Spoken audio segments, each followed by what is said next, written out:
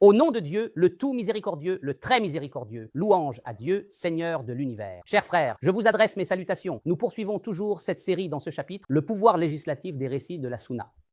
Nous en sommes arrivés à la nécessité de distinguer entre le concept de résurrection et le concept d'envoi. Le messager, que la paix et la bénédiction de Dieu soient sur lui, a-t-il été envoyé à toute l'humanité? Et est-il envoyé à toute l'humanité?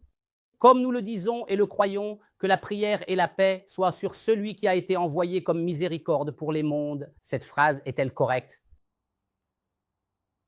Elle n'est pas correcte. Ceci est l'une des conclusions. Dire que la prière et la paix soient sur celui qui a été envoyé à toute l'humanité n'est pas correct. Donc, le messager, que la paix soit sur lui, n'a pas été envoyé à toute l'humanité, ni comme miséricorde pour les mondes. Et quiconque affirme cela doit en apporter la preuve et l'argument. Dieu le Très-Haut a dit, apportez votre preuve si vous êtes véridique. Regardons donc les versets. Dieu le Très-Haut a dit, et nous ne t'avons envoyé que comme miséricorde pour les mondes. Et nous ne t'avons envoyé qu'à toute l'humanité en tant qu'annonciateur et avertisseur. Il n'a pas dit que nous vous avons envoyé. Il est donc nécessaire de distinguer entre la notion de envoi, irsal, et celle de mission, bat.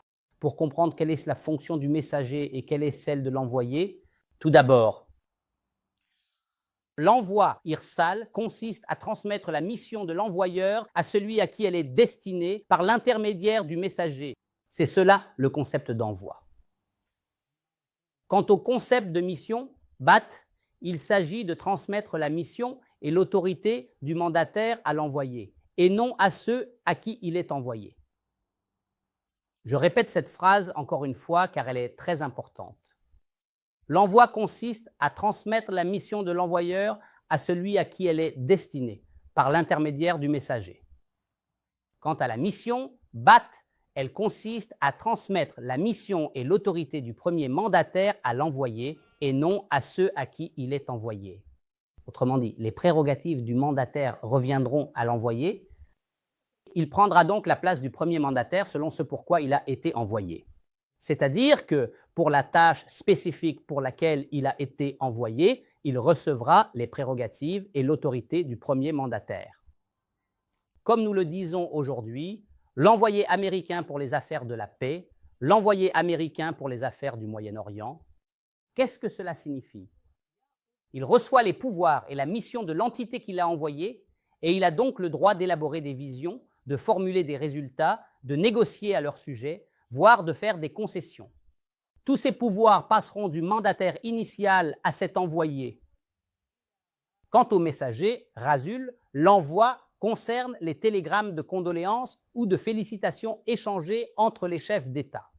Quand on te dit « envoie un télégramme de condoléances au président Untel », tu viens alors en tant que messager, tu viens de l'ambassade, tu prends le télégramme de condoléances ou de félicitations, tu le remets au président concerné et tu repars. Tu n'as absolument pas le droit de savoir ce qu'il y a dedans. Et le président ne va ni l'ouvrir devant toi, ni te le lire, et toi non plus, tu ne sais pas ce qu'il y a dedans. Tu le remets et tu t'en vas parce que tu es un messager. L'envoyé ne siège pas avec le parti auquel il a été envoyé et il porte les pouvoirs du premier expéditeur. Qu'est-ce que nous voulons démontrer dans cette partie? Les 4 versets qui parlent de l'envoi du prophète, paix et salut sur lui, ont limité sa mission aux analphabètes, c'est-à-dire aux membres de la génération à laquelle il a été envoyé. Notre Seigneur et envoie parmi eux un messager issu d'eux-mêmes. C'est lui qui a envoyé parmi les analphabètes un messager issu d'eux. Dieu a accordé une faveur aux croyants lorsqu'il a envoyé un messager. Tous ces versets qui parlent de la seconde fonction du prophète, à savoir enseigner le livre et la sagesse, concernent uniquement les analphabètes parmi lesquels il a été envoyé et issus desquels il est venu. Et par conséquent, ce sont eux qui sont tenus de lui obéir de façon absolue. Pourquoi? Parce qu'il a reçu les prérogatives de l'envoyeur. Mais puisque le Coran l'a désigné pour nous comme messager, et nous ne t'avons envoyé qu'à l'humanité tout entière, et nous ne t'avons envoyé que comme miséricorde pour les mondes, alors tout ce qui a été émis par le prophète et le messager, paix et salut sur lui, au début de la mission, que ce soit parole, acte, approbation, jugement ou législation, ne constitue pas des textes religieux et n'est pas contraignant pour l'homme d'aujourd'hui, sauf dans la mesure où cela est en accord avec le livre de Dieu, exalté soit-il. Parce qu'elles sont soumises au contexte historique. Ce résultat peut sembler choquant et beaucoup ne l'accepteront pas. Oui, il a émis des paroles, des actes et des législations, mais elles ne sont pas contraignantes pour l'homme d'aujourd'hui. Elles étaient obligatoires pour ceux à qui il a été envoyé, car pour eux, il était un envoyé. Quant à nous, il est un messager et qu'Allah le récompense pour tout le bien qu'il nous a apporté. Il a transmis le message, accompli la mission, conseillé cette communauté et par lui, Allah a dissipé les preuves. Il n'y a aucune objection à cela.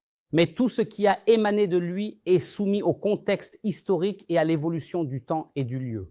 Par conséquent, cela doit être soumis à l'autorité du texte coranique et à l'évaluation critique afin que nous en retenions ce qui convient à notre réalité. Quant au reste, cela ne nous est pas obligatoire, même si cela a été authentifié du prophète. Paix et salut sur lui en images et en son. Vidéo. Dans ce cas, la pertinence de la chaîne de transmission et de l'authentification tombe d'elle-même. En résumé et en des termes simples, chers téléspectateurs, je te dis que j'ai dépassé la question de la chaîne de transmission. C'est-à-dire que tu vois, toute l'affaire repose sur la chaîne de transmission. On parle d'un tel rapportant d'un tel, un tel est digne de confiance, un tel est véridique. Non, monsieur, même si tu apportes une vidéo maintenant, une vidéo avec image et son, certaines règles juridiques ne sont pas obligatoires et n'ont plus de champ d'application aujourd'hui. Ce n'est pas parce que nous sommes plus savants que le prophète, paix et bénédiction sur lui, mais parce qu'elles ont épuisé le but historique pour lequel elles ont été énoncées à l'époque. Dans le prochain épisode, nous aborderons certains exemples issus du prophète, paix et bénédiction sur lui, mais qui ont épuisé leur objectif législatif et ne sont plus obligatoires pour l'homme d'aujourd'hui. Elles n'étaient obligatoires que pour ceux parmi lesquels il a été envoyé. N'oublions pas la parole d'Allah et nous ne châtions jamais avant d'avoir envoyé un messager. Alors, quel est le messager qui a été envoyé parmi nous aujourd'hui? C'est une question que je laisse au spectateur. C'est à lui de la chercher et de ne pas céder à la paresse. Ne dors pas, lève-toi, cherche, explore et remets en question. Notre Seigneur a lié le châtiment à l'envoi du messager et non à la simple mission. Je le répète, quel est le messager qui a été envoyé parmi nous? Au moins, ce n'est pas le prophète, paix et salut sur lui. Chers frères, jusqu'à ce que je vous retrouve dans un prochain épisode de cette série, je vous laisse sous la protection et la garde d'Allah. Que la paix, la miséricorde et les bénédictions d'Allah soient sur vous.